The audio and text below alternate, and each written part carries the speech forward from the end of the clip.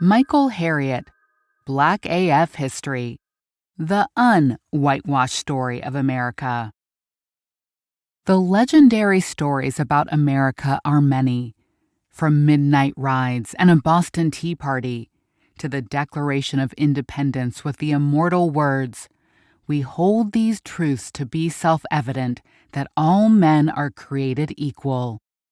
But to many who lived and worked on American soil at the time, those words rang hollow at best, and at worst were downright hypocritical.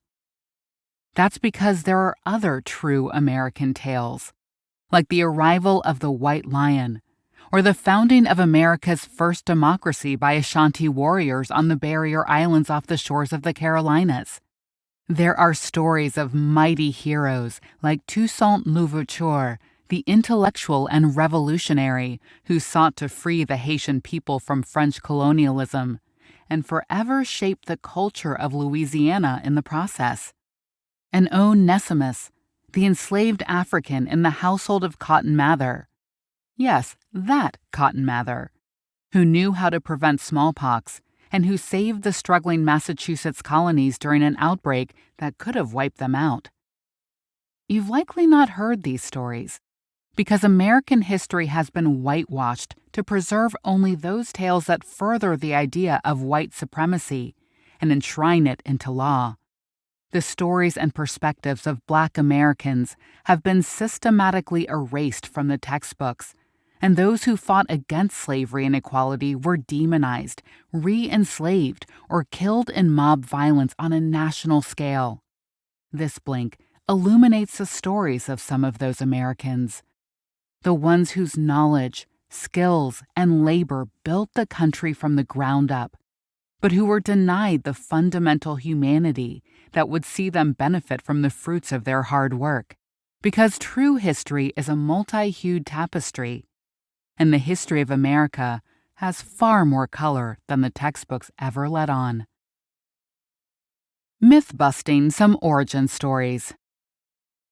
From Columbus's fateful voyage through to the Continental Congress, the founding of America has been a story about Europeans conquering a new land, bringing the brilliance of their culture to a new continent, and shedding liberty on everything they touched. But the real story isn't that. Like Jamestown in Virginia, argued to be the first British colony in the so-called New World, the English were in a hurry to get there ahead of the French, who might spread more Catholicism. But on April 26, 1607, when 104 Englishmen stumbled up to the gates of Senecomica, in the territory known today as Eastern Virginia, and declared it as their own, despite it being the home of 31 separately governed tribes, the locals thought they were nuts. First, these invaders arrived too late in the season to plant any food, so Chief Wahun Seneca and his people knew there would be trouble. The English didn't know the land was experiencing a 700-year drought either. Their leader, Captain John Smith, was a famous mercenary with no experience or skills besides making war. Worse, the laborers that the English brought with them couldn't live off the land. No skills to forage, fish, hunt, those basics that provided so well for the people of Senecomica. But the passenger who brought tobacco seeds soon discovered that this cash crop loved Virginia soil. But with no one to plant or tend the crop, this discovery was useless. Just 3 years after arriving, the colonists were starving to death, eating first their pets and then each other to stay alive. They had found no gold, no riches, and had failed to make a life for themselves. The colony's private investors in England were screaming for their money back. Then something happened that turned the tide for Jamestown and Britain's entire colonial experiment. In July 1619, a crew of 25 English privateers attacked the Spanish ship San Juan Bautista, which was carrying more than 350 kidnapped Africans to Veracruz, Mexico. Stealing the cargo, they split them between two ships, the Treasurer and the White Lion. The latter headed for Virginia and landed at Point Comfort in August. The captain quickly negotiated cheap rates for the stolen people and sold 20 living souls to the Jamestown supply officer Abraham Piercy. In that moment, the fate of Jamestown and the British colonies was saved. The story of Jamestown almost never includes the cannibalism, ignorance, and the complete dependence on indigenous cooperation for success. It never mentions the colony survived through theft, piracy, and enslaved Africans. And if you think that these Africans were stolen for their brute strength alone, think again. Because the human beings who arrived on the White Lion and Treasurer brought far more with them than just their bodies. They carried the skills and intellectual capital of generations. It was this that saved the fragile colonies. Knowledge and power. With the almost overnight success of the Virginia colonies through kidnapped African knowledge and labor, the governor got an idea. Instead of luring new English settlers by promising them riches, he could promise them a generous plot of farmland for every laborer they brought with them. The enterprising English worked out that bringing enslaved labor with them could lead to enormous grants of free property. America's first get-rich-quick scheme was a smashing success for white people. By 1662, Virginia made it official. Enslaved people's children would also be enslaved from birth. For the first time in history, slavery was a race-based, multi-generational institution. Colonies further south in the Carolinas adopted this model too. Like the Virginia colony, the Carolina Territory faced a problem. They couldn't seem to grow anything. The colony had relied on indentured Irish laborers and English farmers to work the land, but they'd never seen soil like this. The brackish water meant that vegetables, tobacco, and most fruit wouldn't grow. The region where the Atlantic Ocean met the Ashley and Stono rivers could really only grow one thing, but none of the English knew how. Rice is a difficult crop. It needs water management from dams and levees. Mosquito-borne disease and back-breaking labor in the hot sun made it difficult and dangerous to cultivate. But Africans knew how. So the wealthy landowners hatched a plan. They sent ships to the rice coast of West Africa to start kidnapping the experts and profit from growing rice on an industrial scale. Of course, they got a few things wrong. While the West African region contained many with agricultural knowledge, not everyone was a specialist. And the microclimates in West Africa meant that individual cultures knew how to grow rice in their climates, not the humid Carolinas. There were entire rice cultures in West Africa, with specialized knowledge from generations built around the topographic and geographic features of each region. This was not directly transferable to a climate half a world away. While wealthy landowners of the Carolinas did profit from their theft for generations, it took decades to realize that it was the women who held the specialized knowledge needed for growing rice. The number of enslaved women on plantations ballooned, and with them, the possibility of creating more humans to enslave in the process. By the time the first shots were fired in the American Revolution a century later, Carolina had become the largest exporter of rice to England, the largest exporter of salt beef to the Caribbean, and was the richest of the British colonies in North America. It was also the biggest importer of enslaved humans in the colonies. White-owned farms like the Magnolia Plantation had grown to almost 2,000 acres, expanding entirely through the agricultural knowledge of the enslaved. And the work stayed deadly. Plantation owners didn't expect their workers to live beyond 19 years of age, but the wealth they accumulated in the process helped them feel just fine about it. The Black American Revolution. Long before the first shots were fired in the Revolutionary War, individuals enslaved in the colonies were fighting their own war for independence. Because there was no America yet, just a patchwork of colonies with different laws and governments, there were vast differences between the states that enterprising individuals could exploit. In 1771, James Somerset, an enslaved African, escaped during a customs inspection while traveling through Massachusetts. When he was recaptured, he applied to the British court system there for relief. In Somerset v. Stewart, it was found that laws concerning slavery were not enforceable under British law, and Somerset was re-released. Immediately after, a dozen enslaved individuals applied to the courts for the same relief. Dozens more just took off before the court could change their minds. When George Washington was named the commander of the fledgling Continental Army in 1775, he declared that despite many free black individuals fighting in state militias, his new army would be only white. Spotting an opportunity, Virginia's loyalist governor did the opposite. He offered any enslaved individual freedom if they joined the British Army and fought the colonial insurrectionists. Between a few hundred and a few thousand individuals responded. The numbers were somewhat skewed by those who declared they were off to join a regiment but then failed to show up for duty. But those who didn't take the hasty exit from the revolutionary stage went on to play a starring role. Like Colonel Titus Cornelius, who walked away from enslavement at the age of 21 to join Lord Dunmore's regiment. Dunmore had realized that the sight of formerly enslaved soldiers with weapons could strike fear into the heart of the colonials. So he founded the Ethiopian Regiment, a British unit with uniforms emblazoned with sashes that declared, "Liberty to slaves." Titus had been recognized for his strategy in early skirmishes and was soon promoted to an elite regiment in New Jersey known as the Black Brigade. There, he targeted military leaders and slave owners in the area with guerrilla-style raids.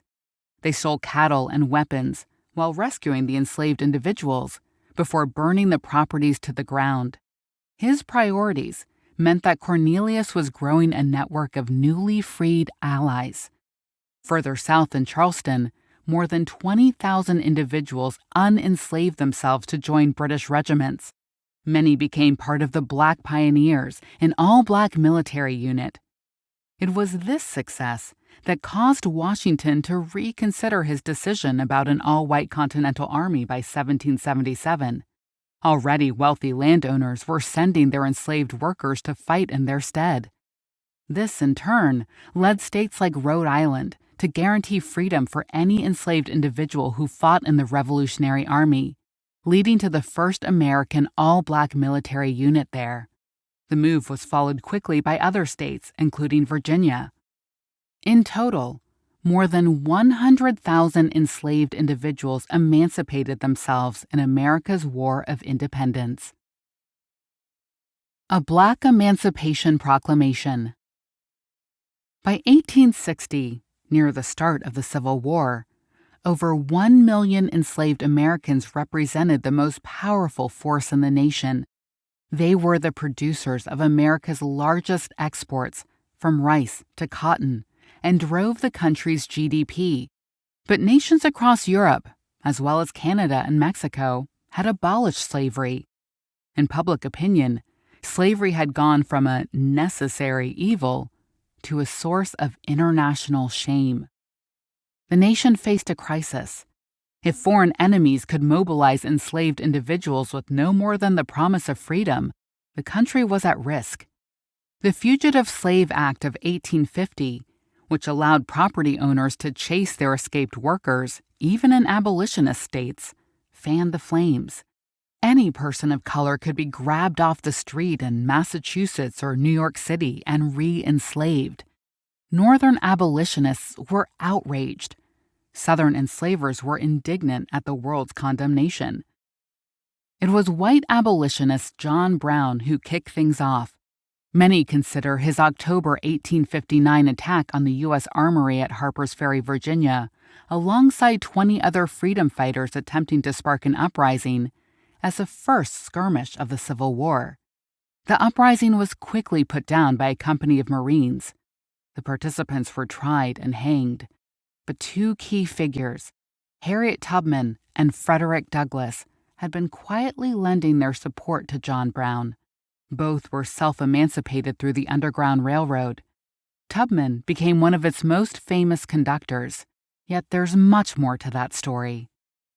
Tubman had actively recruited for Brown's uprising, providing both support and reconnaissance. If she hadn't been ill at the time of the raid, she might have been arrested too. Instead, when the Southern states chose secession rather than give up their enslaved workforce, her networks helped thousands escape to enlist in the Union Army. Major General David Hunter, just a few months into the war, ordered that anyone in the Confederacy committed to national unity could enlist in his regiment and be guaranteed freedom. Though Lincoln himself quickly rescinded the order, it was too late. While Tubman's efforts in the Underground Railroad are infamous, few know that it was during her time with the military that she freed more individuals than the railroad ever did. Freedom camps of black soldiers popped up all over, and these freedom fighters were such a strategic advantage that the military took them seriously. General Hunter certainly did. He often consulted with Tubman, whom he'd come to rely on as a skilled nurse, scout, and spy. It was these skills that caused her to become the first woman of any race to lead a U.S. military operation. She led the assault known as the Combahee Ferry Raid in South Carolina in June 1863. She managed to flee with an extra 150 self-emancipating new recruits in the process. Lincoln's Emancipation Proclamation didn't free enslaved people. Enslaved people were already emancipating themselves through large and small acts of rebellion, defiance, resistance, and bravery. The work was being done. Reconstruction interrupted. After the Civil War, things were looking up. Southern landowners had forfeited their property with their treasonous secession, and their formerly enslaved workers were being granted plots of land on these plantations as payment for their services fighting the war. Education programs were introduced in Congress to integrate the new citizens into society through a process known as Reconstruction. Then, a shot rang out. When Lincoln was assassinated by white supremacist actor John Wilkes Booth, his Southern former slave-owning vice president Andrew Johnson was sworn in. Instead of proceeding with Reconstruction and prosecuting Southerners for treason, Johnson gave them their land back and compensated them for their losses. With this monumental backslide, Southern states were emboldened to pass restrictive laws targeting only formerly enslaved populations. Grandfather clauses became law, which stated that only those whose grandfathers could vote before the Civil War were now eligible to vote. Hard-won freedoms were unraveling into something much worse. Allowed to propagate in the post-war decades, white supremacy became the unspoken theme of Confederate revisionist historians.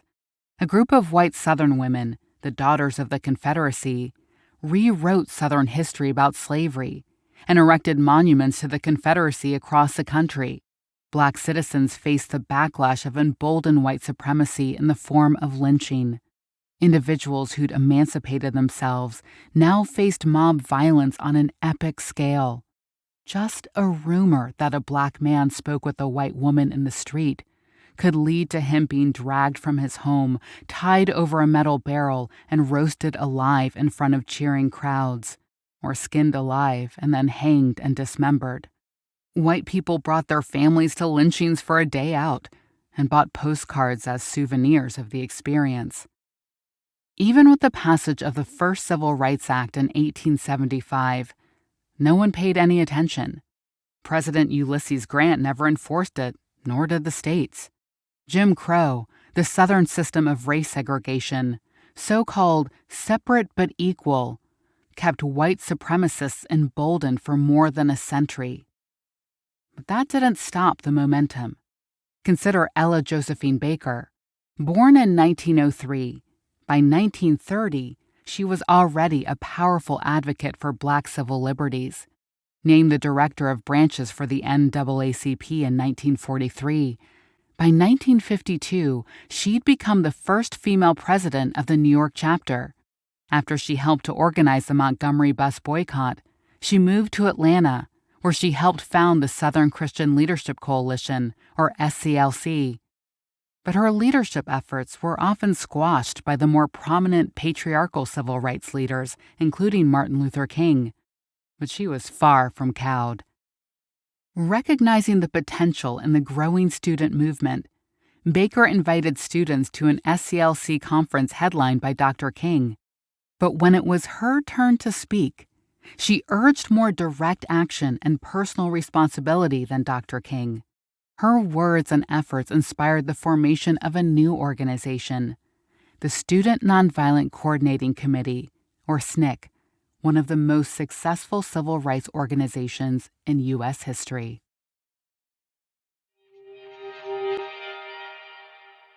In this Blink to Black AF History by Michael Harriot, you've learned that the history of Black Americans has been conspicuously suppressed and erased from textbooks, mainstream histories, and the public record.